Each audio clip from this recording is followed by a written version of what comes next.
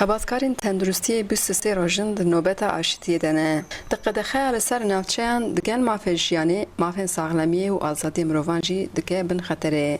Di qedexeyan de heta niha sê xebatkarên saxlemiyê jî di nav pevçûnan de man û hatin kuştin.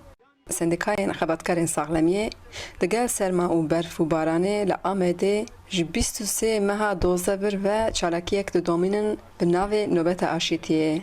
Ev çalekî li pêşiya avahiya şaredariya bajara mezin a Amedê têr darxistin.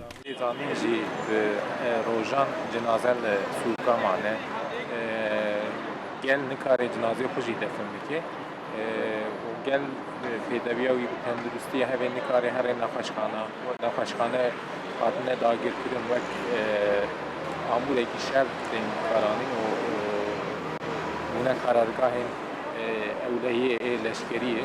Em dibêjin em ji bo jiyanê, jiyan jî çawane yani ji bo tenduristiyê çi pêwîst e aşîtîk pêwîst e yani ciyekê ku şev tê de hebe wî jî mirov nikare behsa tenduristiyê bike. Serokê Sendikaya Xebatkarên Saxlemiyê li Amedê Ramazan Kewal jî behsa bandora xerab a şer dike li ser xebatê wan û jiyana mirovan. İnsan mirov tê kuştin lê êriş jî zêdetir li ser me tenduristvanan çêdibin. Wek tê zanîn sê hevhevalê me hatin kuştin. Wê gevek me dest vê çalakiyê kir me gok em li dijî kuştinê ne. Em dixwazin mirovan însanan bidin jiyandin. Di roya dudiya de hevalekî me li Cizîrê hate kuştin Ezîz.